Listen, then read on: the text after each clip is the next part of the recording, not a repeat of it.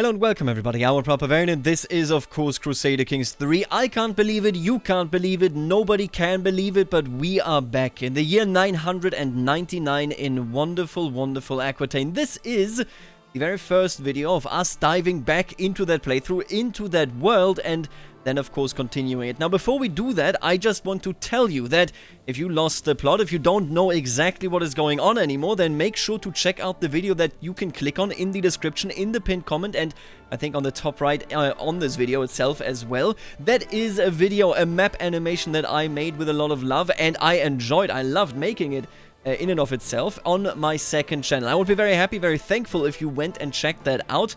On the channel I will be doing more map animations, in particular for this playthrough. The next video will be about the world of Islam in our playthrough, and after that I'll be moving on to some history, I'll be moving on to some fantasy worlds, and we will be doing some beautiful, beautiful map shenanigans right there. So if you love that sort of stuff, and if you love maps, then definitely make sure to check out the channel. As I said, link is in the description.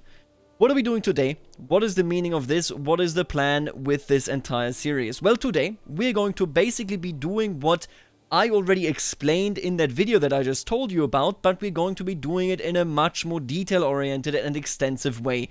I have always had this sort of philosophy with this series, but also with roleplay in general, where it is very, very important that we try to take a look around and try to understand who the other people in the world are. If we don't do that, then we can't really roleplay them. If anybody takes an action against us, like declare a war for example, we need to try and understand why they're doing that. What are the reasons for this activity? Because otherwise it's just going to be very flat roleplay. And if there's one thing that I hate, then it's without a doubt flat roleplay. So with that being said, what we are going to be doing today is we're going to take a very, very long look at all of these regions. So the Carolingian Empire, the British Isles, and of course Iberia. We're starting with Aquitaine and so on. On Wednesday, at least I think on Wednesday, we will be doing a video on the Islamic world, both the animated version, hopefully, depending on whether it's done by then, but I'm quite confident, and then on this channel just an explanation. After we've done that, I still have some topics, like for example the conflict between the Pope and the Eastern Roman Empire that is going on in this world that so far I think we have ignored. We're going to talk about those as well in longer videos and such, but after the Islamic explanation, I think it is fair if we jump into the playthrough and just start going yet again. The explanation videos I'm sure will catch up in due time. So, the other thing, you may have already noticed this, and this is of course a big question, how do we deal with the fate of Iberia? It is 1.6, it's out, it's really good, I think. I think that's what people generally agree on with that DLC. For $7 you get so much bang for your buck, and it's pretty relevant if you consider that we are related to the Basques. I mean, we are Gasconiera at this point, but that is of course, you know, Franci heritage, but Euskara language, and we have a lot of family down here in Navarra as well. Re Lorraine Matronet is of course part of our dynasty.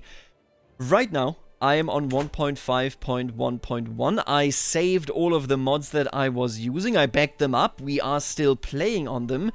I would like it if Paradox kicked out basically one patch just to get rid of general bugs. I can tell you this right now, I tried this save in 1.6 with mods and without mods, and it seems to be working, like, perfectly basically, but again, I would like to wait for the bug fixes. I know that there are some bugs, as you know, that happens. So until then, whenever that may be, I will be playing on 1.5.1.1. Afterwards, we will try to get it to 1.6. But be aware, be certain that I'm not just gonna drop this playthrough just because it wouldn't be 1.6 compatible. I want to play and I want to experience Aquitaine. So that is the organizational stuff there. You now have a rough timeline of when to expect videos, not just the explanatory videos, but also Let's Play proper episodes with Elizabeth right here. And of course, again, make sure to check out the second channel to see the wonderful, wonderful, and maybe a bit biased sort of explanations, the fictional documentaries. I say a bit of bias because that video, when I made it, was definitely,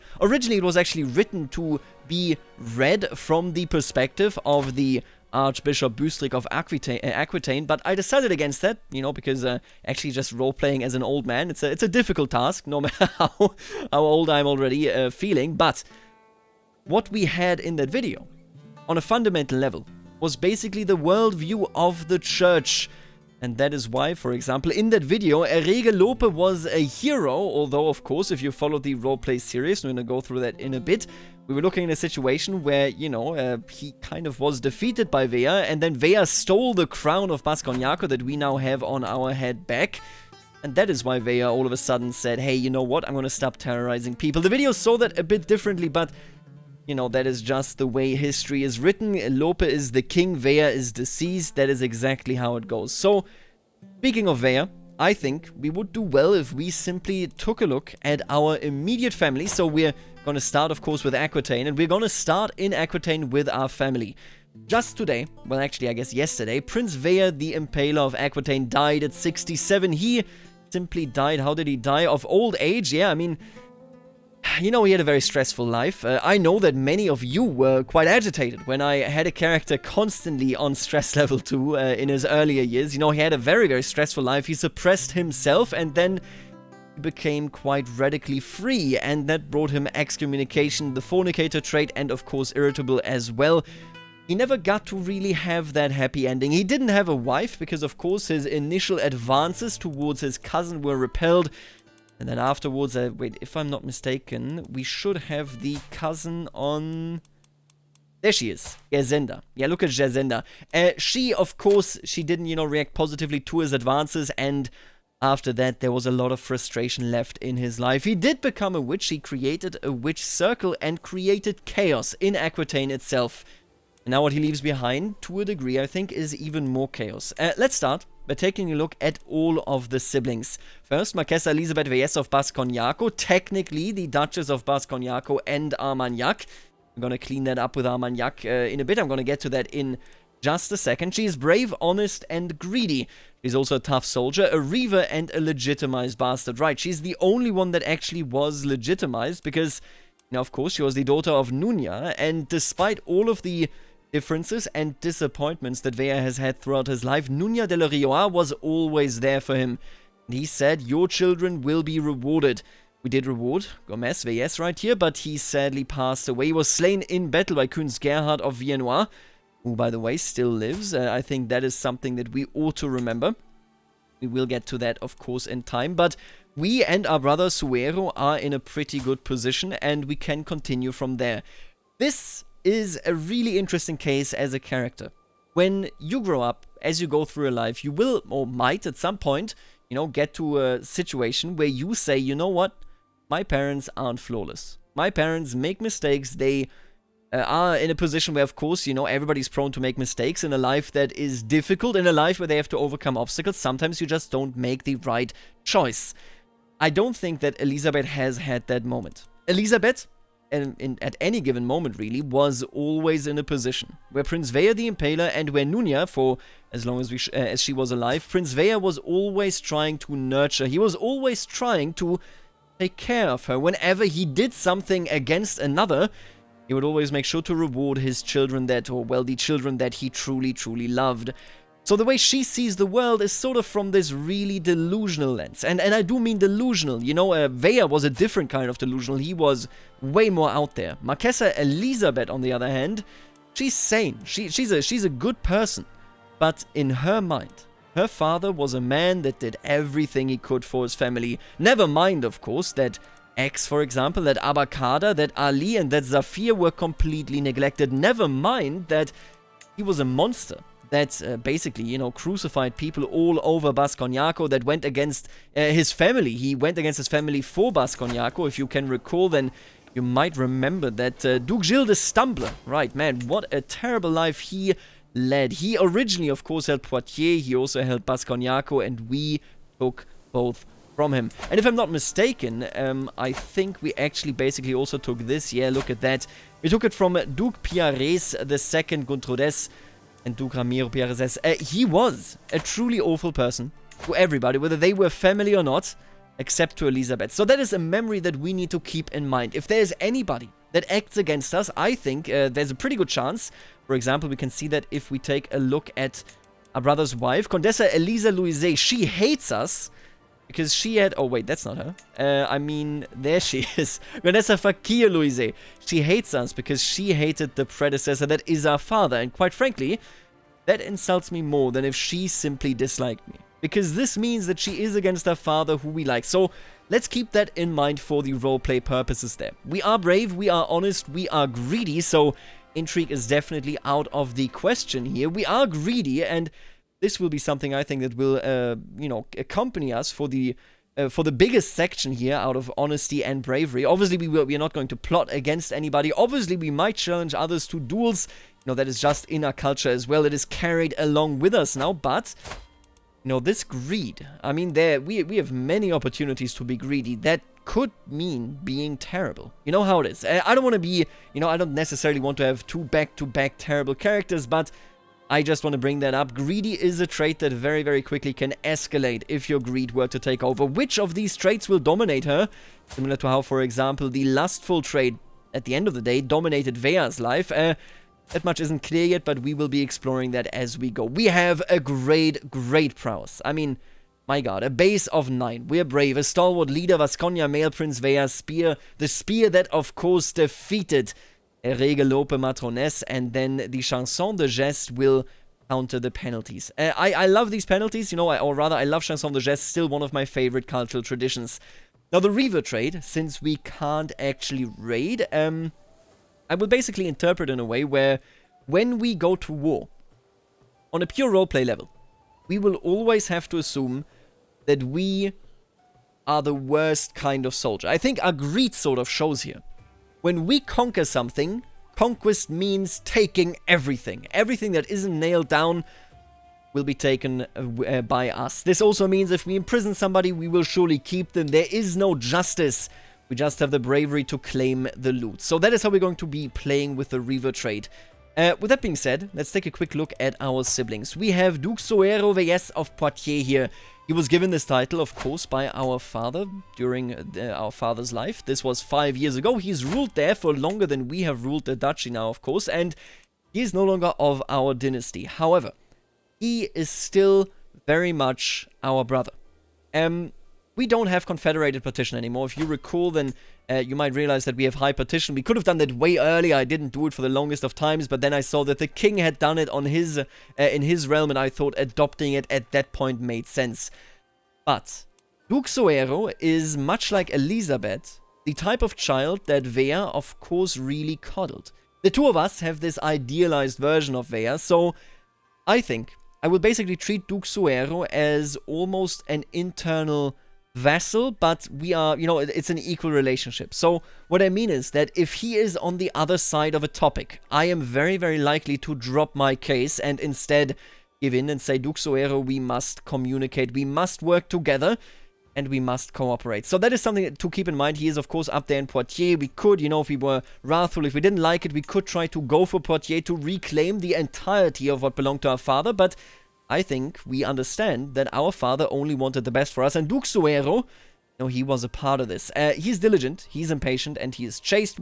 Honestly, we're quite compatible. We're not exactly in a negative way. He is a bastard founder. Again, yeah, of course, he was never legitimized, so it's only fair. I gave him, ages ago, I gave him this black wolf right here, Haus Belzetic. I believe this means of the wolf, right?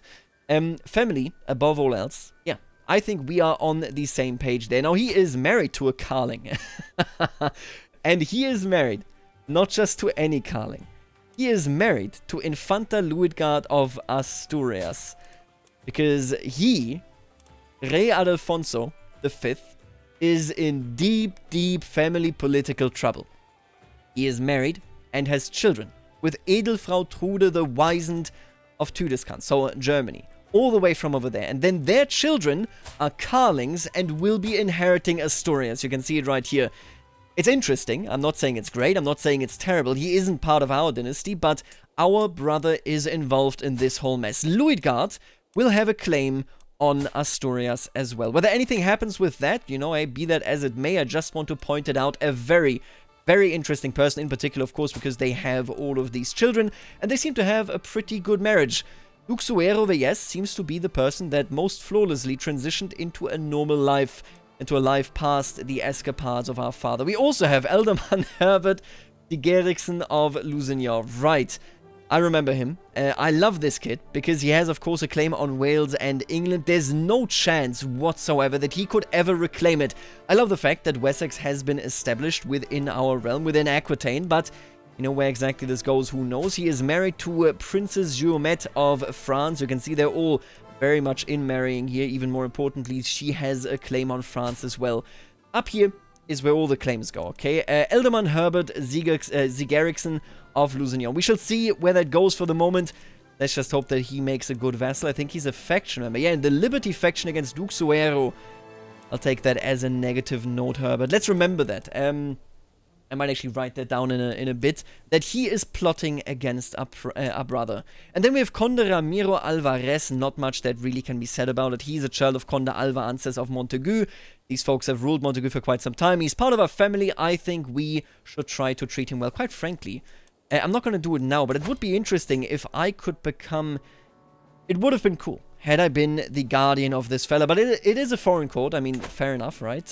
Interesting, nonetheless, that they are over there. Now, let's make our way down south, taking a look at our other brothers. We have Gomez Veyes de Agurto. Again, he died to Kunz Gerhard of Viennois, which I think is something we need to keep in mind. Like, this is something where maybe a bit more wrath could shine through. I know we're not wrathful, but Kunz Gerhard of Viennois killed our beloved brother, a fellow son or fellow child of Vea, in the name of Knaina Dujana of Wieden, a war lady that has no place in this region and that was oh so very arrogant to attempt to take, I believe they were coming for Forêt and Issy now, right? Were they coming, I believe for one of these two, if not for both of them. And this cannot stand. Dujana, of course, she is a very interesting, a very important lady. Her mother, Knaina Cecilia, was a Forest, so she was a local noblewoman married to one of the, where are they? I think the same guy. Okay, yeah, married to one of the children of Kralova Dujana of Velika Morava, so Great Moravia. That is a very distant marriage, but ultimately this meant that it all fell to Dujana. Now Dujana is in power here, married to Knaz Massimiliano of Wieden. As you can see, that means that there is a lot going on there, I think, with the local involvement. So, despite Dujana, of course, being from a very far away place, she has lived herself, or she has positioned herself quite well in this location in Viennois, and she is to blame, ultimately, for the death of our brother.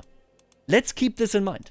Dujana did this. She sent her hordes, her mercenaries, her gangs, her bands of roving bandits, just so that she could get access to the Rhone Valley, and she didn't even succeed. We fought against that. Let's remember this, that Prince Vea defended the realm in this instant, and I will not forgive her. I think that is something that we need to keep track of, that she is one of our greatest enemies as it stands. We take that seriously, we take that personally, because that is our family being in a bad spot. Then we have X. I mean, I love X. He's gonna give it to you, and I hate X. What do I mean? Well, this value, when you look at this, minus 32, that's not that bad. But that is despite same dynasty on the council, close bonds, siblings, and so on. The truth is, we are fairly incompatible. He is sinful, he's deceitful versus honest. He is the person that we don't want to be. If I could, which I can't, I would ask him to leave the court. I think we might do this in the first episode. We might get rid of him as at San Milan. We don't want him here. I might just kick X out. Again, I can't do it because he is too close of a family member. But yeah, I don't think we like him. I think he is one of those children of our fathers that we barely see as our brother or as our sibling as is. And then here we have Captain Abakada Veyes. He's cool. Why is he cool? While we were playing, he went off. This is something that he did entirely on his own. He went to the marches of Vasconia and actually became their leader. Now, he's not a great fighter, but he is a mercenary and he is very, very active. You can see actually that I believe they are in Amelio, right? That is where their capital is. I think I can see it if I go over here. Marches of Vasconia. Yes, they are based in Amelio. And he has become a mercenary. I thought it was really, really cool that we actually got that going. The one thing that sort of annoyed me, where I said this could be something that makes the story less interesting, was the fact that if you are a mercenary leader, you cannot and you will not marry. Meaning, he wouldn't have any children, Abakada, the line would die with him, he wouldn't do anything interesting, because, of course, mercenary leaders in CK3 itself don't have any mechanics. You know, even if Abakada wanted to press any claims or something, he couldn't. But I sat down and said, you know what might be a good match? And listen to this real quick. This is the backstory of Abakada. I hope that we can utilize this in one way or another. I said to myself, if you are based right here, and let's say that, you know, he's not very religiously minded. Yeah, he might be humble, but he's not zealous a la Sharia here, so that branch of Islam is a fairly mainstream branch anyway that we can encounter. You know, Al-Muwaladia is just a deviation from that, but you can see it right here. It's a very common situation, and one of the less hostile faiths when it comes to the Muslim religion at the moment in this save. There's a lot going on there. I'm so excited for the Islamic world. We didn't see any of it as we were playing because we weren't really in touch with it, but still. Then I said, if he lives there, what would be his job? Yes, he's a mercenary. Yes, he might just be active in wars. That's the way the game does it, but I'm thinking, we have all of these beautiful, beautiful trade routes. All of them go to places, but of course, what we're not really talking about are the naval trade routes. You would largely have trade routes that went along Italy, that went to Sicily. Sicily is, of course, the most important location for trade in the Mediterranean. Maybe it even goes down here. It could go to the Firhun dynasty. They are a la Sharia. I am thinking, you know, maybe he has contact with people from overseas. Maybe he is engaging with them. And what would be more fitting than engaging with the daughter of a fellow mercenary company leader? He married before he became a leader, I have to assume. But basically, Captain Mukhtar of the followers from Kandak is one of the Cretan Emirate leaders. Agalit Akli ibn Mitshipsa of the Hafsi Tageldit. Definitely not how you pronounce it, by the way. Tajeldi, I don't know. But he is, and look at that. By the way, they have another mercenary company. They are going crazy with these. But I said, maybe he made it all the way to Crete. Maybe these mercenaries met with him in Sicily, as both of them were, you know, protecting convoys that went towards it. And then he said, Captain Mukhtar, your daughter, if she is as beautiful as you say, I would like to marry her, and she is beautiful. You know, that Captain Abakada was married. I hope that story goes places. I would really like for it to go places anyway. And we shall see how that develops. So that is Abakada. Let's hope that he creates a bit of a story for himself. And let's move on to Conde Bermudo Veyes of Bigorra. Conde Bermudo Veyes of Bigorra. Right, he's 26. He is the fella that isn't a duke. Of course, he's not even the son of our dear mother, Nunya, but he is somebody that we do respect, as you can see. And his mother, I mean, she isn't all that bad. Guntroda Aznare, I think, was a long-time crush on of Prince Veya, so not a surprise that we might value that. She is our blood, he is our blood. Of course, it makes sense that we would respect that, you know, a child that comes out. Conde Bermudo Veyes was promised something. He was promised by Veya himself. Bermudo, Gomez is sadly no longer with us, but I want fairness. And Bermudo, you deserve to be the next Duke of Armagnac. Again, we do not have currently the Duchy of Armagnac, but it was promised to Conde Bermudo. I don't have to give it to him, but right now, despite being greedy, we are honest. You have to understand that when our father makes a promise, we want to keep it. Right now, I think, I gotta tell you, I have a good relationship with him. I would give him the Conde, or rather the Ducado of Armagnac, so that we three, that is me, Suero, and of course Bermudo, that we would be dukes of these three regions. I want to do it, I want to go through with it. He's also greedy, temperate, and cynical. We are fairly alike, but of course he's not on the council. Once he is, he will be quite happy. Now, I brought it up earlier. Condessa Fakio dislikes us, and I said earlier that this is because basically she is of the opinion that our father was a terrible, terrible man. I think right now I will give her leeway. Should she ever raise up arms, should she ever decide that we are a bad ruler, that she should contest our authority, I will take her down, and I might retract the promise that I made, that my father made to Conde Bermudo.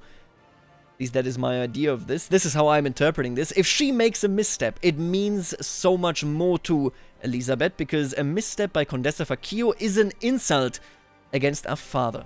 So with that being said, I interpret it basically in this way, that Faccio knows the true nature of Vere. She hates Vere, or rather, she hated Vere. She thought that he was absolutely despicable, that he was the most terrible person that could possibly be around. Condessa Faccio had more knowledge, ultimately, of Vere than, well, Elisabeth does. Elisabeth is, as I said, a bit delusional. And I think Faccio simply thinks that we will not go through with the promise. And this could escalate into miscommunication, where she opposes us already thinking we wouldn't do it, and then we really won't hand it out. But as of right now, this is a pot that isn't boiling yet. But if it boils, then it will definitely cook over. So let's just hope that Condessa Faccio doesn't do anything rash, because that would mean Bermudo gets his title. This will be something that is an internal issue until either we hand out the title or we decide not to hand it out. But just so you know, I thought that was quite interesting as well. Then we have Ali Boscarantia as well. I gotta tell you, buddy, I'm so sorry, but I don't think you should be in my court. I think we see this in a similar light. I think Ali, X, we have so very, very little in common. We have so very, very little in common. Then over here we have Zafir. Of course, it's even worse. You folks need to leave. What I'm not going to do, and I checked in on this, I could arrange marriages for them similar to how I did it with Abakada. I'm not going to do that because I can only marry him to Christians, but no Christian wants to actually marry him. Or rather, if they do, it kind of makes no sense. I would like for him maybe to develop a personal relationship, either be that with a friend, be that with somebody else, but I'm not going to really push that issue whatsoever. The last person, that we hadn't looked at all is, of course, the youngest, Michipsa Yes, Boscarantia. He is the only one that stems from the Mimit escapades that our father has done. Do remember that, of course, Dazin was his first lover. That is where Abakada comes from. And then the other children stem from Tadefi. And here we have Michipsa. We actually like this kid. He's an honest kid. He's generous. He's temperate. He is a good fighter. He proved this to us in the past as well. That he is willing to learn. That he's willing to try. And that he is humble. Chips of AS, definitely somebody that gets accommodation in our court. I think that much should be clear. Right, these are our immediate family surroundings. We got some fairly inconsequential folks. Oh, actually, these aren't inconsequential. Right, I almost forgot about this. We got Conde Zentulo Pierrezé, of course, of Agen, and he is married to Princess Julienne of France. Ah, yes. Remember, when we aided Rouen Giselle in her struggles, when we aided her after, of course, the King of France wanted her imprisoned, and with good reason if you think about it, because ultimately it was Rouen Giselle that was, then the wife of the new king. She kicked out the old king, and we said, hey, we will help you, but what if your daughter marries one of my family? Conde Zentulo. Conde Zentulo was then to marry him, of course, the son of our uncle and the son of the brother of Vere, Prince Piares. You couldn't forget him. He was one of the cooler characters for sure. He is married to her, and her children, our family, will get claims on France as well. So let's just recapitulate that here in a second. We have him right here with claims on England and Wales. We have her right here with a claim on France. And then, of course, we have his children right here. First and foremost, Piares Zentules. And they will have claims on France as well. Very, very exciting. I would like to see where that goes. I think there's going to be a lot of claim pushing in the future. Very, very interesting indeed. Right, outside of that, I don't think... Yeah, she doesn't like me. That is, of course, she wants a seat on the council. These sort of penalties, they will go away. She may be a title claimant and such. After all, she's the daughter of Prince Louis the Kind. But I gotta tell you, I think this will be fairly acceptable. Right, I keep forgetting this. Every time I look at this, I'm like, man, another Bermudo? Yeah, they're all named Bermudo. We need more names. We need more names in this world. What is a fact is without a doubt that Bordel, that Labrie, that Marzana, and that Bayona, they're all safe in our hands, and they will stay with us. The question, of course, is, will we marry? And I'll be honest with you, you tell me. I mean, there are certainly opportunities. I don't see any local marriages as of right now that would interest me. I don't think that Marquesa Elisabeth necessarily is someone to marry, but obviously I don't want to inherit as Lope necessarily either. We'll see how this goes. For the moment, I'm just gonna stay unmarried. Let's take a quick look at the last two parts here in Aquitaine that actually primarily matter to us. So first, we have a very small vassal. This is a very, very small look. This is Condessa Catalina Baldomares of Tolosa. And she is a bit interesting because she seems to be from a family that is completely unrelated, plays no role in this world, but that's not actually true. It looks like my family got juked. I like this. It's so funny. It doesn't really make a difference. I gotta be real with you. I will still treat her as family because she has, of course, Comanche blood inside of her, but Conde Gil Alvarez basically had this fella as a bastard, and that bastard then was legitimized by Mea Caterina of Orenga. So since she was a baron, the bastard that normally would have only been legitimizable by Conde Gil was actually legitimized by her, putting him firmly into House Uzes. The lion falls before the sword. So now we have Condessa Catalina. She is marrying into a local house that is also connected, you can see it right here, to House Comanche. I think this is basically family. These should be treated to a degree as more distant cadet branches than anything else. Up top here, I forgot about this, we of course have Archbishop Bustrick. Archbishop Bustrick is a bit of a thorn in my side. He did not like Vea, Vea did not like him, and you can see that that carries forward. Does he... No, he doesn't actually have an opinion of predecessor. I think that might just be our vassals, right? He's a pretty okay dude as a person, I think. Shy, paranoid, and sadistic, makes a very bad bishop, but you know, he's whole of body, he is shrewd. He's a pretty good academic, I would say, but a pretty bad person. How that will progress, I am not entirely certain, but I'm very excited to see the church here. I really like that we did that with the church fiefdom here, basically, with the Duchy of Aquitaine. I think that is a very, very powerful duchy to have for the church, and it does, of course, dominate my thoughts in terms of roleplay. The church in Aquitaine, I think, is stronger than anywhere else in the world and has more sway than anywhere else in the world. So let's just keep that in mind as well when we look at Jimeno here. He is Gasconniera, he is vengeful, he is generous, and he is just. He's a pretty good guy. We are fairly neutral to one another. He is, of course, vengeful, so sinful. He might push me further towards, you know, the wrath that I talked about in earlier minutes of this video here. But, yeah, we are fairly neutral. I don't think there's much to say about him. And then X, I don't trust that kid. I'm gonna fire you. As soon as we do an actual episode, I'm gonna fire that kid. Now, here is the creme de la creme. Erege Lope Matrone of Aquitaine. I love this kid. I love this guy. He, in a way... And this is why I depicted it this way in the map animation video that I talked about earlier. He, in a way, without a doubt, mellowed out Prince Vea. Erege Lope is not a great king. He's not an awful king either, though. His father had a much worse, I think, streak of luck. He was zealous. There was so much more that pitted him against our dear-deceased father, but Erege Lope is a bit mellowed out himself, and when our very angry father said, I want my crown back, give the crown of Basconiaco to the ruler of Basconiaco, Erege Lope said yes, agreed to the fight, lost the fight, and now emerges unscathed. The terror ended because Prince Vea said, you know what, the king actually respects me. He showed me, you know, what his father didn't show me, so I can live with this.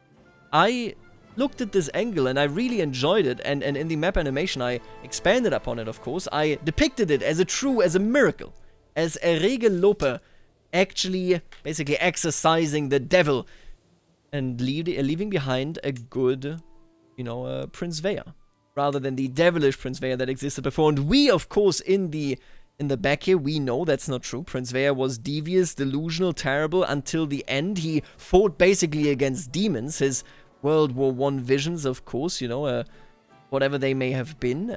I would say that it's fair to say those were delusions. He was in had a bit of a fit, and he never really recovered. He just toned it down outwardly.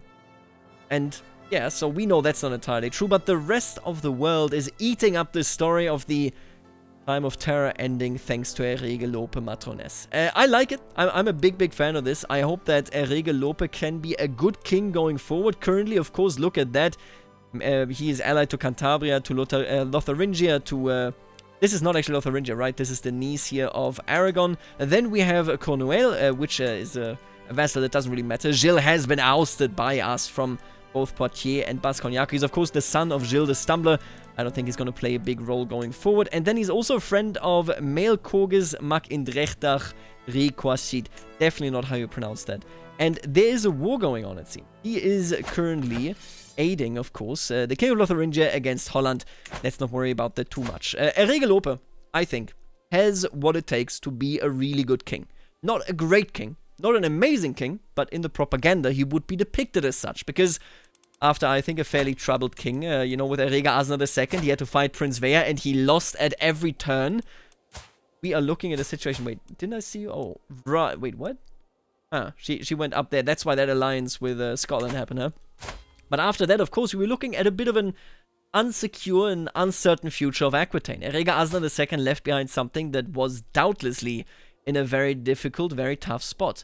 And then Regelope, you know, he sort of worked it out. It all became quite acceptable. And that just in the last 13 years. So he is being celebrated a bit... for something he didn't do, but also for a bit where he definitely did it. Now let's take a look at his throne room real quick. He's currently not at home. He's helping, of course, in the war. He has the dynasty banner. If I'm not mistaken, we gave that to him, right? Oh, man, I like that. We gave it... we gave it to Asna II. Right, I forgot about that. But that is definitely... It sort of goes further into the direction why Prince Vea was so mad at Asna II and tried to undermine him at every turn. We did this. We gave him the banner. And only a Regelope remembered. But we have to be thankful for that. Other than that, we have a sturdy throne, a magnificent goblet, and the Vasconia Chronicles. Let's hope that we are mentioned in them in a positive light. We are a pretty respectable court. I think we can respect that. Obviously, we will treat it in a way here where, since Elizabeth does swear a very sincere oath of fealty to the king, I think we will treat this in a way where, you know, since the grandeur level is so much above the expectation, this will add to how we in terms of roleplay decisions view King Lope even more. And that brings us to the end of Aquitaine. We could, of course, talk about Duke Ramel and Duke Girard IV, but I don't have personal opinions on them. Of course, you know, they're all intermarrying. It's all a very tight arrangement, but that is not really news. They're both married into the king's house. They're not married into our, or rather into the king's dynasty. They're not married into our dynasty, you know. Of course, I mean, technically they are, but the intention isn't to be connected to us. And with that, I think I will take them as they come. They don't play a... No, they don't have a lot of... how do you say? They don't have a lot of relevance, I think, in the West. They're more concerned with Wieden and Italy. Now, this was the overview of Aquitaine. I can see that we're already 37 minutes in. Yeah, it's a good idea that we split this, that we today only may do Western Europe and do then the Islamic world and maybe the Orthodox world in one go in a separate video. Otherwise, we would legitimately have a 4-hour video. Anyway, this was Aquitaine.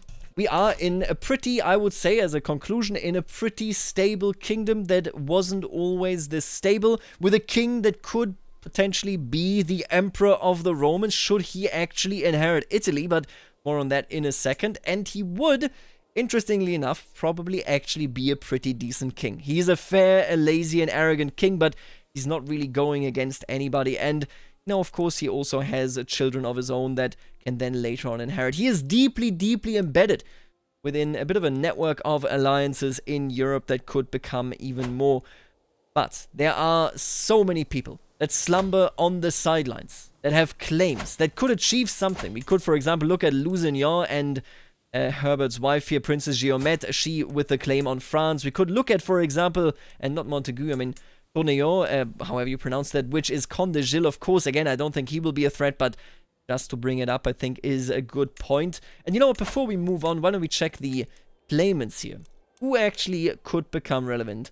Gonessa Facchio, right, she is the daughter of Louis the Kind, who had a claim because of Erega Asna, so this is an unpressed claim now.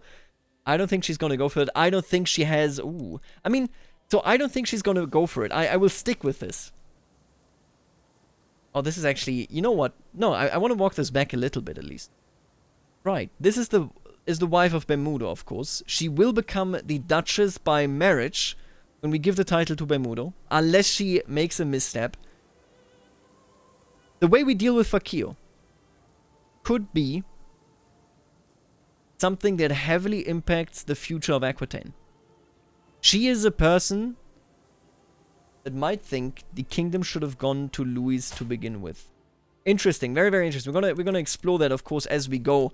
We took Armagnac technically from this family, or from this part of our family, as well as our Duke Vea, of course, but Bermuda will be receiving that yet again, and then we'll see where that goes. Very, very interesting angle. Man, that could be very dangerous. She has a boatload of troops. Are you kidding me?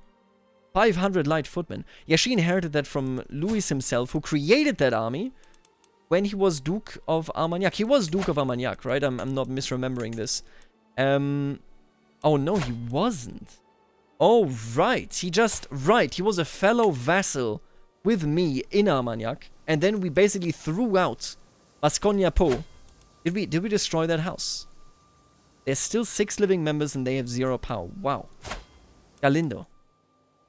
Huh.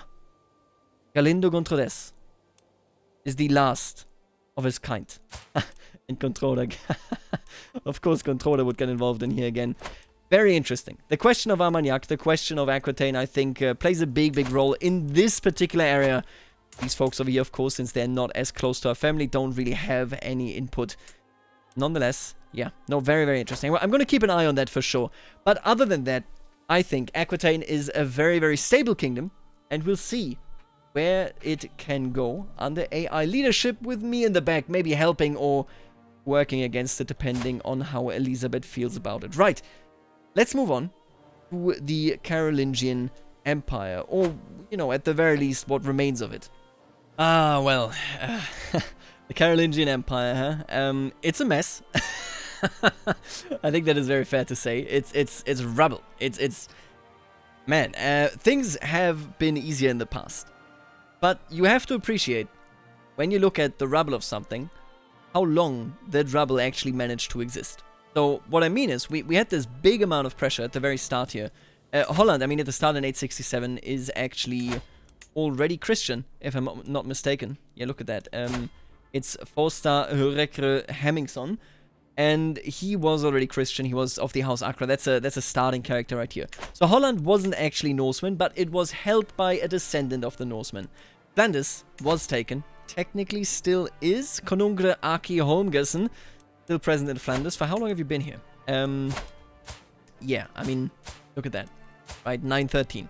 Almost 100 years since they started holding Flanders and are now on their last leg, but they held it for so long. Normandy, I'm pretty sure they tried to invade a couple of times. I don't know whether they ever took it, but they did invade. And it looks like they did fail. But Brittany, on the other hand, my god, Brittany, yeah. Man, that is harsh. Yeah, they're completely kicked out now. But for almost 100 years, the Northmen terrorized us in Brittany as well. And that is what I'm saying.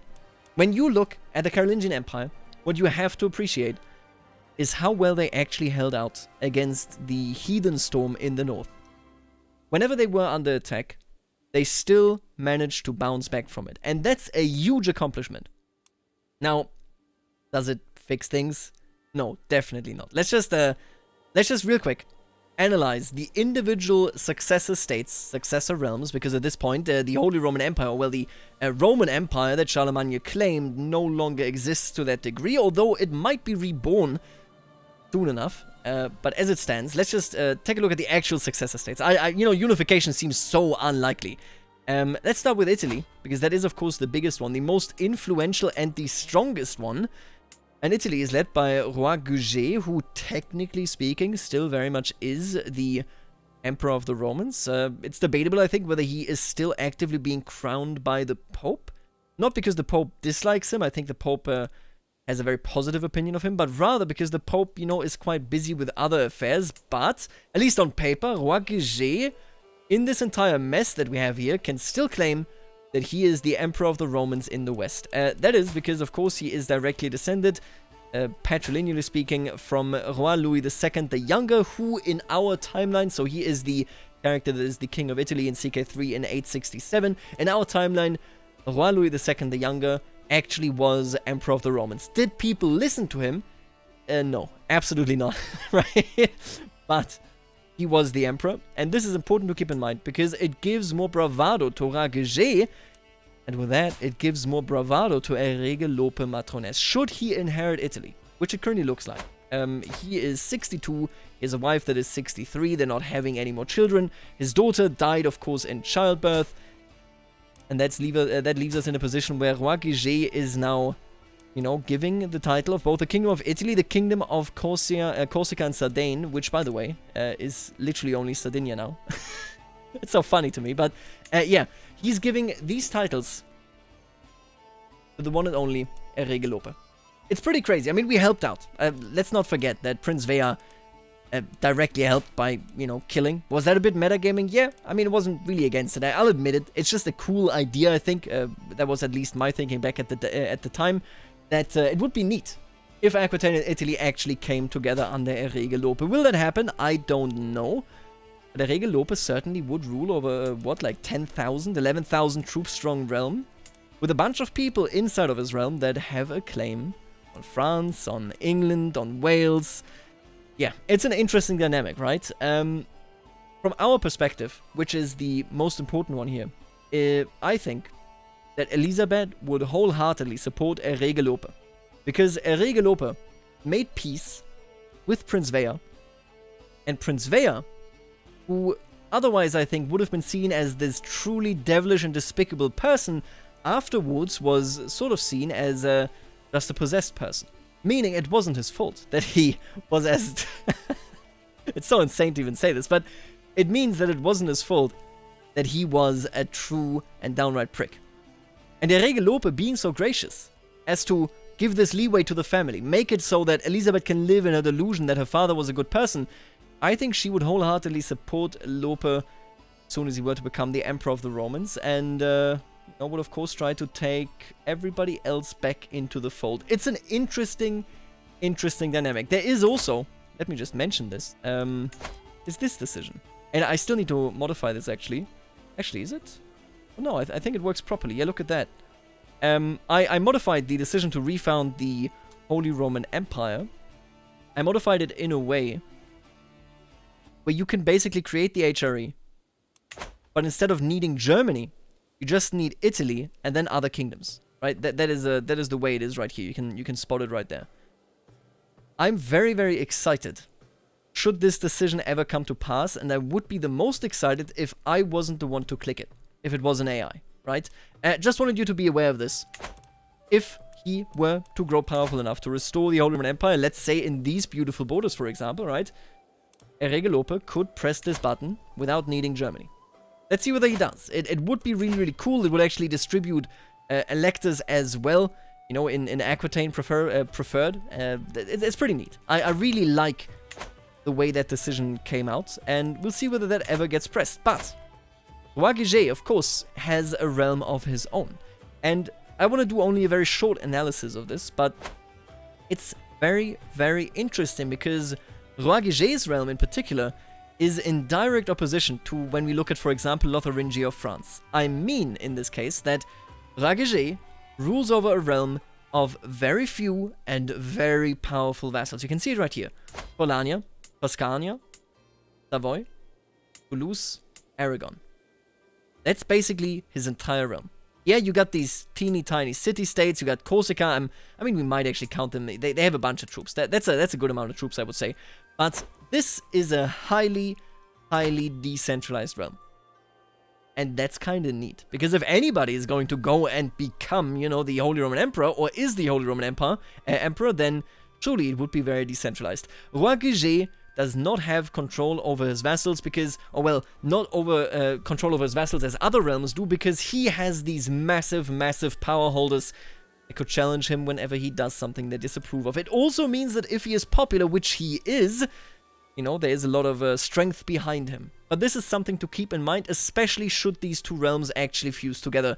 The most important people I think to point out are, of course, Marquis Vitomir Silvic of Forlania, because he is the direct family of Nec Danail of Domagoic of Hrvatska, so of Croatia, and they are the same family. So this is basically a foreign landholder in Italy. Very, very cool. Married in, you can see it right here, but they were already in these lands with this dynasty, came from the Unrochingers, and then that is where they married in. So that is a very, very powerful marriage that really strengthened the Croatians here. I would maybe compare it to the combinations between, for example, the Polish and the Bohemians that existed at times. It's surely not going to be a permanent unification that will ever come to pass, but it is a situation, look at that very, very quickly has given this family a very, very strong position within Europe. Then the other interesting ones are Aragon and Toulouse. Toulouse is Duke Jocelyn. I mean, we don't like him, don't exactly hate him, but he is a despicable person, a kinslayer, and he is a Gelonais. Let's not forget that. Those people are... they're the evil witches, okay? We are the good witches, but they are the evil witches, and the way I see this, I think we have a bit of a rivalry with him. I think we're going to keep our eyes on him. The way I mean this is, I don't think we have a vendetta against this family or against him. I don't think we share the animosity that our father or, you know, our father's father had against this family, but we have to keep in mind Duke Jocelyn could be dangerous. And another very, very dangerous part here is Rouen Mère Denise of Lotharingia. So, she is a Carling that is in control of Aragon, of Languedoc, and of this province of Aquitaine. She is also the mother of the king of Lotharingia, because she was married to Roi Raoul the Headless of Lotharingia. And I do think she cares a whole lot about Lotharingia growing stronger, about undermining the Holy Roman Empire. I think she cares about this not necessarily out of disdain for Raguget, but because this is her son. Right? Obviously, yeah, he's a different dynasty, but this is her son, and she has pulled all of the strings to amass as much land that can then fall to Lotharingia. This would, yet again, even with the, you know, unification of Aquitaine and Italy on the horizon, it would splinter the mega Aquitaine that could form. Rouen Mère Denise, definitely somebody to keep an eye on, because again, she will be a fellow vassal, I think, in due time, and maybe even more importantly, she plays such a major, major role in everything concerning Western European politics. So Italy, in a position where Roi Guget is deeply respected, but a new king will surely come in eventually, and that king may be challenged by basically mega vassals, and by the literal mother of the king of Lotharingia. Yes, they have a great relationship, because of course, you know, as she's here in the realm, she has married our distant cousin, Prince Ladran. He is a brother of the king, but this is a threat. Make no mistake. He married at 20 a woman that is 40. Very unlikely to bear him any more children. I would call this planning. Rouen Mère Denise is a manipulator. She's doing her best to take control of a difficult situation. She is great at intrigue, and she is great at diplomacy anyway. She is what I would call the underlying main enemy. The Gelonais family, or the Gelonais family, barely has anything that still keeps them in power. You can see the head is a landless lady. Of course, she was ousted, as she deserved to be, but I'm just saying, I think it all comes down, not to the Gelonais, but to the Carlings yet again. This is an interesting position. I am so curious, especially as just being a duke, what it would look like if these two realms went together, because then we would have a truly massive realm that actually has internal politics for once. I would be very interested in following that. Now let's take a look at France here. France is in a much better position. So if you recall, we now have Roi Carloman IV of France, and wait a minute, before we actually do that, let's just take a look at his throne. Wow, he is basically nothing. Carling dynasty banner.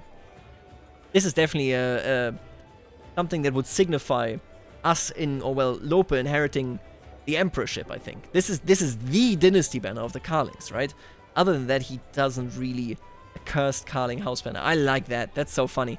A symbol of the authority of the family and its science. Nobles and peasants alike fall silent or call on divine protection in the presence of this item, which is famed to be cursed.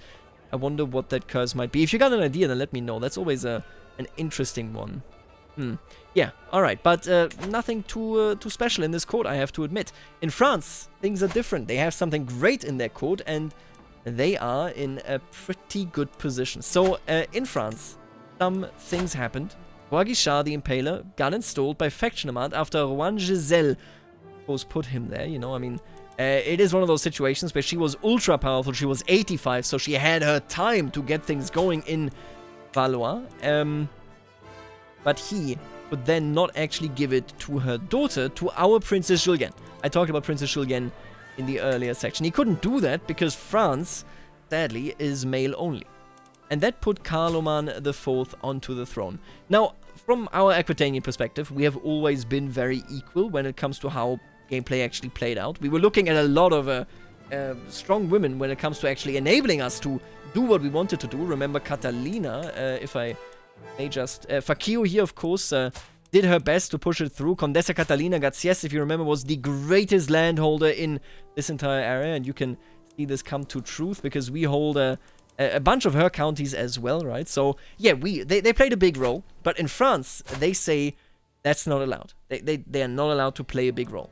And so, Roi Carloman IV was the next to inherit, and man, I remember back when he actually came to power, I looked at him and I said to myself, my god, how does this happen? You can't see it here, but Carloman II is the exact same face. I swear to God, it's the same guy. I can't believe just how close the genes there actually stayed. I love that. It's crazy to me just how much he actually looks like him.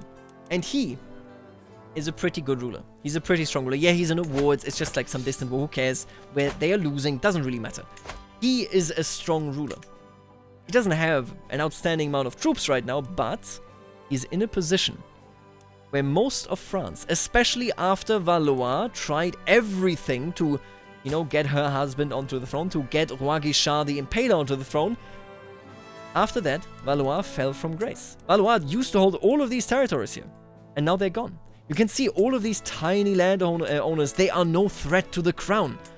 Only Normandy remains as one of the traditional, very, very powerful stem duchies, if you will. You can see that they are more powerful than the king, but they are a big, big fan of the king.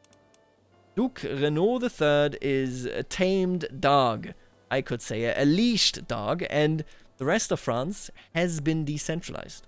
France is a hugely powerful realm because of this. They have an incredible amount of potential. The king may do what he wants as things are. In Lotharingia, in the meantime, we have a very, very similar situation. It's a bit quieter, you know, it's a smaller realm, of course, there's not as much going on, but in general, things are fairly split.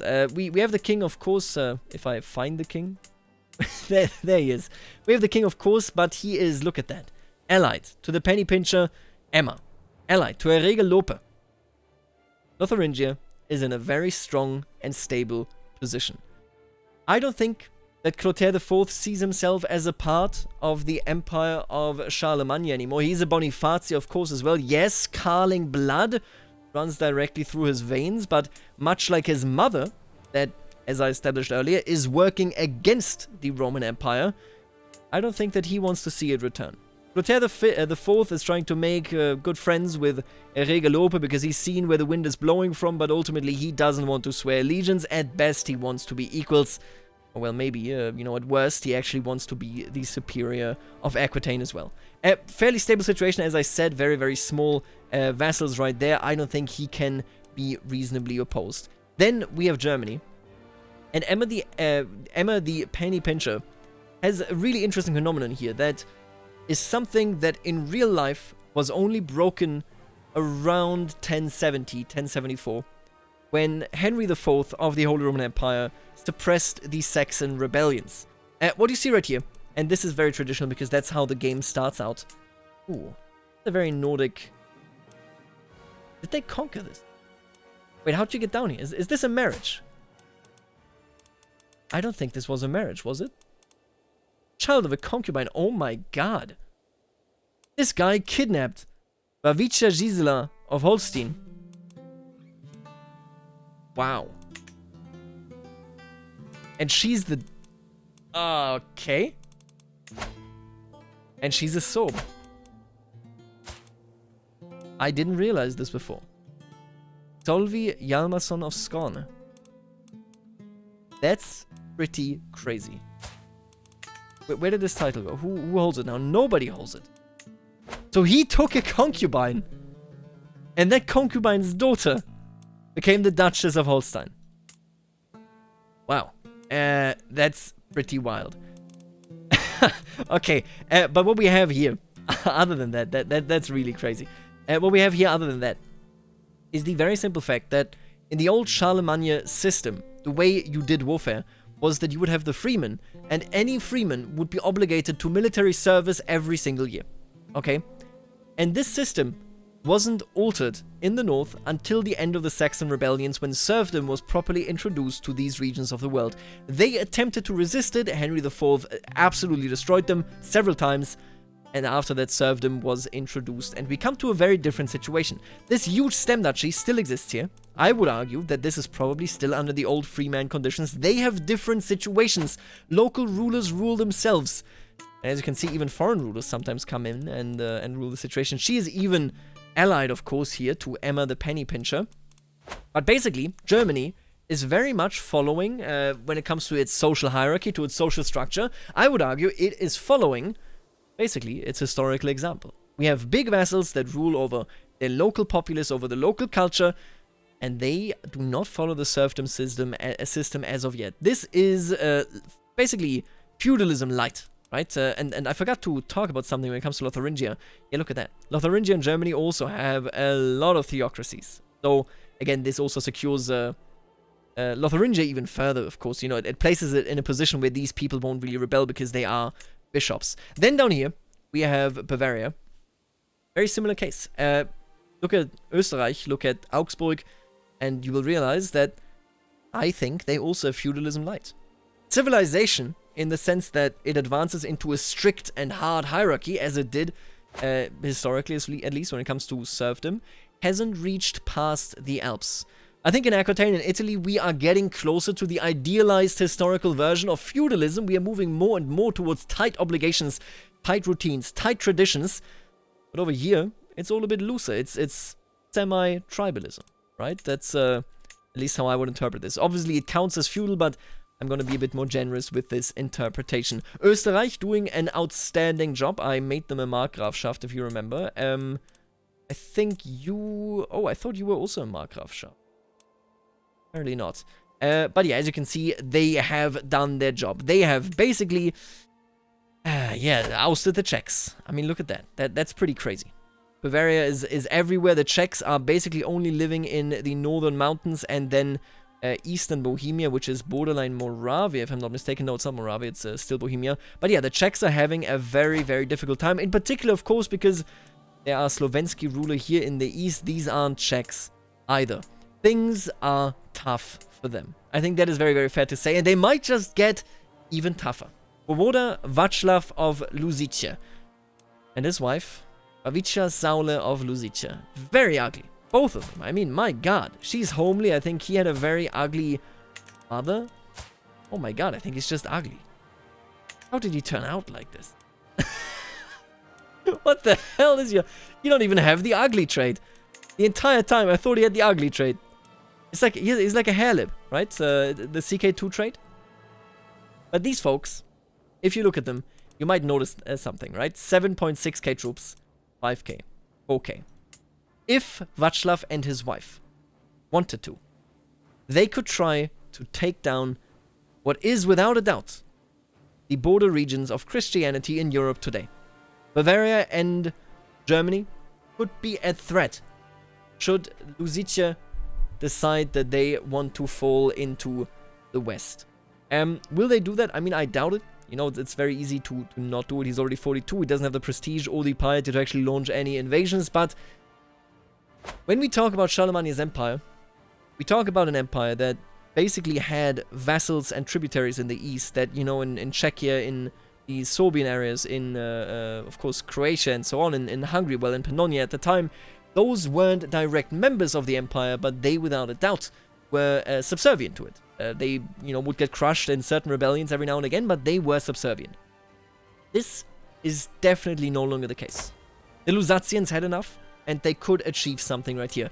I think Emma is the one where I think she is the only one I would trust to handle this. Yes, he is known as the Fearless, but he's not well integrated. He doesn't have many friends. Yes, allied to Transuranien, but come on, that's just not a strong alliance. I don't see it personally. I don't see how they could potentially defend should the Lusatians invade. But this is an interesting angle. What are we looking at as far as Charlemagne's former empire is concerned? We are seeing Lotharingia and Bavaria from two different dynasties, no longer Karlings. Then we see Germany and Bavaria from, you know, in a situation where they're still very, very decentralized, very much not relying on serfdom, at least in a roleplay point of view. And then in Lotharingia, we have a king that could weaken us. And in France, similar to Lotharingia, we have instead this highly centralized feudalism. Decentralized feudalism, centralized feudalism, and Lotharingia with a particular hunger, I think, for southern territory to weaken the empire of the Romans. This is a powder keg. This is in a terrible state. Everybody that got claims on everybody is willing and trying to conquer. We shall see how this goes. Of course, we are a member of the Aquitanian family, of the Aquitanian noble family, and we might try to assist wherever we can, but as it stands, this is world politics. This is the biggest powder keg of our generation. And I think this may catch our attention as we go. Another interesting part, of course, is that France actually is in possession of the skull cap of Charlemagne right here, as well as the girdle of Mary and the letter from Pontifex Maximus Leo. If Carloman IV wanted to try to take down the other kingdoms, you know, I mean, this is maybe how he does it. Maybe with this legitimacy that he has right there, he will try his best to take them down. You know, he doesn't actually have any claims, but I do think on a spiritual level, he has the biggest claim to taking all of this. Currently very, very weak. The core of Christianity certainly isn't as strong as it was historically at this time. Because, you know, historically 999, the Holy Roman Empire has already long been founded. That is because the battle at the Lechfeld is, of course, already fought. The Hungarians were defeated. The Hungarians never migrated here. They are just the leaders of Khazaria. Actually, they aren't even that anymore. Damn, that's a fall from grace. Oh, wait a minute. I think they're losing for it right now. Yeah, okay, so she's gonna take over. She's an Arpad. There you go. The Magyars are still very much present. But what I'm saying is, this threat and this consolidation of power in Western Europe, in Catholic Europe, never happened. It's decentralized. We all argue with one another. We are all fighting. There is no common cause. I think to understand that is important for the rest of the gameplay here in Central Europe. This was it anyway for Charlemagne. Let's take a look at the British Isles and then a bit at northern Iberia. So, I think the British Isles are a bit more simple to explain. Everything here is pretty clear. The British Isles were similar to the north of course, the Empire of Charlemagne. They were under attack by the heathens for a long, long time. Remember, the Danelaw was something that existed. It is now gone. And let me see whether I can't... Here we have the title. The title history of the Danelaw ended in 974, meaning until then it still existed in a very tiny form. If you remember, they were in control right here of... Oh my god, Applethith? No, Westmoreland, there you go. They were in control of Westmoreland. The Taltesis. What the hell happened to you, Harald? Anyway, they were in a very weak position, but they fought back for such a long time. Until 978, so over 100 years of fighting of Vikings. But the new order of the Anglo-Saxons is actually a fairly traditional order. You can see the basic kingdoms. Basically, of course, we have Wessex still in control. König Elfric, the Impaler of England, is in control of everything. But at the end of the day, look at this. These are all the old dynasties. East Anglia, Mercia, they are all still very much present. Even Cornwall's house still in control of their very own land.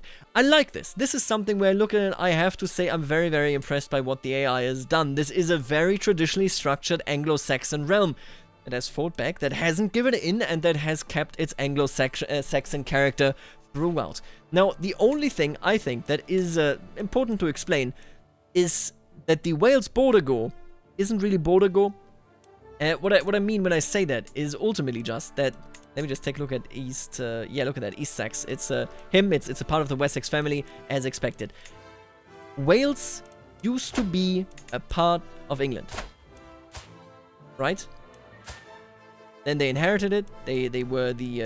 I believe the brother, right? Of the king... No, actually, they're not brothers. Right. But the way it works... Just to correct myself, to walk it back a bit. The way it works in both England and Wales is that they go through with Saxon elective. Wales is now in Welsh hands under the Aberfroth dynasty under Francis Abririt of Cymru. Definitely not how you pronounce that. But it was a peaceful change of affairs. A peaceful change of families, okay? So ultimately this border go, I think, is currently a bit more ruled in, you know, coexistence, in cooperation. I think that Francis and Alfric aren't actually really on opposing ends. They're looking at a situation where they both want the best for the islands. They are both pretty good people when it comes to Catholicism. One is zealous, the other is humble. And, I mean, he's also flagellant. I think this is pretty coherent. As much as it pains me, of course, to see this over here, but it doesn't really matter. View this as one realm with co-kings that, you know, rule over different areas. This might change in the future. They might oppose one another, but right now the southern British, or rather the southern part of the British Isles is unified. And that is basically the only part of the British Isles that is unified. Because what happened here, while the Vikings were invading, as England and Wales were able to fight back, resist, and oust them, the Welsh and the Scottish instead collapsed. I mean, they legitimately just lost all authority. Look at it right here. He lost his title. He was only the ruler of Osraige anyway. You can see he was banished down there, basically. Scotland had no authority. He's just one of many now, of course, that live in Ireland. But yeah, I mean, it's painful. It's painful to see. But Scotland could not keep it together. We do have a quasi-king, I would say. It's an Alpin, so he even is from the former royal dynasty. But Rimail Cogis Mac Indrechtach of Albany, and again, that's definitely not how you pronounce that, but he is not the king of Scotland. No matter how much he might wish he is not. This complete collapse of, you know, any sort of central authority in Scotland is, of course, disastrous for them. They still very much are in a bit of a looser, you know, societal organization. They're classified here as tribal, and the feudal, very strict hierarchy might be coming for them. The same case can be made, and has been made, I think, when we look at this down here. Leyden has already been taken by the Welsh, I think, ages ago, right? When did you take this? You inherited this, right? You're already a vassal under the Welsh. I think they've had this for 100 years, basically. Yeah, the Vikings took it, and then they took it. And Rigan Cathan Nick Dunchat comes, of course, you guessed it, from Wales. So, basically what I'm saying is, Ireland and Scotland are both in the situation where their central authorities, here the High King, here the Scottish, the Gaelic King, their central authorities collapsed, and they are open for conquest. Be that from people that also live with them on the Isles, or be that from, you know, maybe more Northmen. It's definitely not Iceland, though. But we shall see about that. The Northmen are a topic for a different video. Right now, what matters is we have a very strong and very, very religious southern Britain. I think they basically are, you know, acting in the memory of their great-grandfather. I think it's a great-grandfather, König Alfred the Great, because he coined the term, you know, that the scourge of the Vikings, of course, was sent because his people, the English, were disunified and they were unable to read the Holy Scripture. They were unable to preach, unable to sing and worship. And that is why, you know, now that they've actually won, it seems confirmed. The Anglo-Saxons defended themselves with a faith, while the others didn't. And that, of course, means that unification is necessary to bring true freedom. I think we're going to see a stronger consolidation of power here, because England and Wales, neither of them really have anybody that could oppose them. Yes, these are many troops, but of course, they're largely levies. They're not really worthwhile all that much, and they can have much, much stronger allies by virtue of being kings and then being able to marry into continental kingdom houses. I'm very interested in the British Isles nonetheless. Again, as I said, Ireland in particular is very, very weak. It is the soft underbelly of this region. There is, I think, yeah, look at that, one more heathen ruler left. He's Irish. I find it so funny. We got this guy. He's basically just like, I'm this ugly guy that, yeah, I don't know, I praise Odin or something. My ancestors. You wouldn't believe it, but I mean, they were Vikings. Could you believe that? You know, I don't think I could. But yeah, as you can see, basically what happened here is she conquered some territory in the name of the Irish. And, yeah, I mean, they just stayed heathen, I guess. They just took the local religion of Dublin and went with it. Even currently, you can see it right here. Oh, this isn't even the local religion. Wow. It's the local insular faith. But, yeah, I don't think that Ri Kukech MacHalin really has a lot to say when it comes to where Ireland is going. I think he will be conquered. I think he's going to have a tough time going forward. Either way, that's the British Isles. As I said, fairly short, doesn't really, concern us all that much. And I think this book is largely already written. England stands very, very strong. The House of Wessex has done what it couldn't do historically, and let's see where they can take it. Now, we shall move to Iberia. This is going to be fairly short because I think there's not too much to say. We already said a whole bunch of it when we talked about Italy. Right, and so here we have Iberia. And Iberia is, of course, split. I mean, you can see it right here. We have the Catholics in the north, the Muslims to the south, which are then again split, but that's not going to be a topic in this video. We're going to go through that separately because it's such an interesting story and such an interesting dynamic for the world. If there ever was going to be a crusade, we would find very, very disunited Muslims and very strong disunited Muslims. Just look at this, We have some whoppers lying around. But let's stay in Iberia, and let's focus primarily on the north. Again, we are going to talk about the south in the video that handles the Muslim stuff going on. So the Muslim religion. We technically have 3 individual kingdoms, but I think we can discount Galicia. I don't know whether they're going to lose this war. I think there's a really good chance that Duke Lope, because he has slightly fewer troops thanks to the ally from Porto, that he's not going to win it. But regardless of whether the King of Galicia can win it, Rey Bermudo II, listen, I gotta tell you, I don't think you're gonna win this. Like, I don't think you're recognized as a king by anyone. He basically has no power. He has a single county. I think he can be dismissed. He can be seen as somebody, that rules a certain piece of land, that styles himself a king, but that isn't generally recognized as such. I would treat Asturias as a currently unified polity in the north of Iberia instead, rather than taking a look at Galicia and saying, oh yeah, this guy definitely plays a big role in Iberian politics. I don't think he does, and I think his court artifacts agree with me. On the other hand, we have the very, very powerful Lord of Asturias, but I say powerful, and that almost sounds like I am ignoring what we have been through with Rey Adelfonso of Asturias. I don't even think you can tell here. No, you can't. But he had so much fighting throughout his life. I don't know whether you recall this, but we went down to Iberia in the same war 10 years apart, because that is how long this disaster kept happening. Who was this? I think it was Lope. Right? Wasn't it Lope? He has a claim on Aquitaine. Rey Adelfonso IV. Wait, how is this possible? Oh, he's the 5th, right? Rey Adelfonso. Was it Rey Adelfonso IV? I can't quite recall. But Asturias has its fair share, a long history of massive, drawn out, bloody, terrible civil wars. Civil wars that basically make me question whether Asturias can even be described as a single realm or just as different factions, similar to, for example, the High Kingdomship in Ireland, where, the Irish were very, very decentralized and very autonomous, even if there was a crowned High King, which there currently isn't, but I hope you know where I'm coming from. Asturias seems very, very similar to me.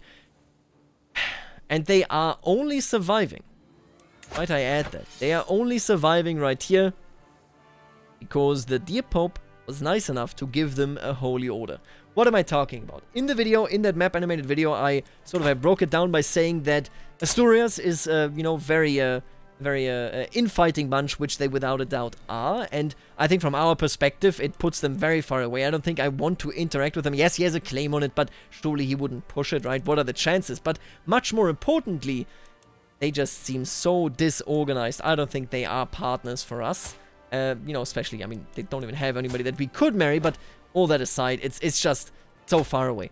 And Adelfonso V is so weak. If he didn't have the holy orders, this war that Malik Yahya ibn Muhammad of the Marwanid Malakite started would have ended his reign. Or well, it would have at least ended his reign in Portugal, because that is what they are coming for right here. Instead, the Grandmaster of the Templars, Henri, is coming to the aid of this fool, defending him with his massive skill here in prowess. Look at that. That's just amazing. He's French, actually, so he gets Chanson de Geste as well. Either way, Asturias is not currently doing something that I would call Reconquista. Asturias is simply existing and trying to not die. And they're doing this with the help of the Templar Orders. So this fight here, is really going south. It's not really going north. It would be going towards the north, further isolating the Christians along the coastline here. But instead, Of course, the Knights Templar actually defending Santiago and so on. Quite good for them. I mean, they are very successful here. Asturias is defending itself, but only barely. I would not really see them as a power, as a force to be reckoned with either. Though both Galicia and Asturias quite weak, although Asturias, again, at least a genuine kingdom. Galicia just a wannabe. Then on the other side, we have Navarra. Navarra was so damn close to complete destruction not too long ago. And then Asturias had its weak moments, and I'm pretty sure that Nájera in particular conquered in a holy war. Oh, so he actually claimed this from the Muslims then. Right, I remembered this differently. I remembered this, that he claimed it from Asturias, but Navarra basically made a comeback. It's, I mean, at this point, almost 100 years back. They did try to take Vizcaya as well, but they failed against Asturias. But that, again, just proves to me, and I think to all of us, that these people here, they are not doing any Reconquista. They are just existing, trying not to die, trying to get the most out of the mess that is Iberia. He also has an arm of St. George. I mean, my god. Oh, St. George. Skull of the elusive stag of Tanas, a Rege Fortune Sphere. Nothing too significant other than the arm of St. George. It is a unique artifact. Quite good for him. I always love it, by the way. Like, look at this look at this tiny little kid. He's like, yeah, I'm a guy. Okay, that aside. We already talked about the very aggressive Reconquista that we, on the other hand, have in the East. Where the West is infighting, where the West isn't going south, isn't bringing justice to the Muslims. We have the East, and they push very, very aggressively when it comes to the territories here in the south. Aragon, let's just take a look at this. Inherited via abdication, has been in possession for a long time. The people that conquered it here were the Gelonese. As I said, they pushed deep into these territories and then went off into the Carling Pavie dynasty right there. Barcelona, I think, has been in the possession since the start, right? Since the start from the game.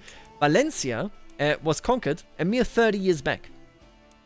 Yeah. That's how recently that conquest was. Tirval right here conquered, let's see, conquered just 50 years back.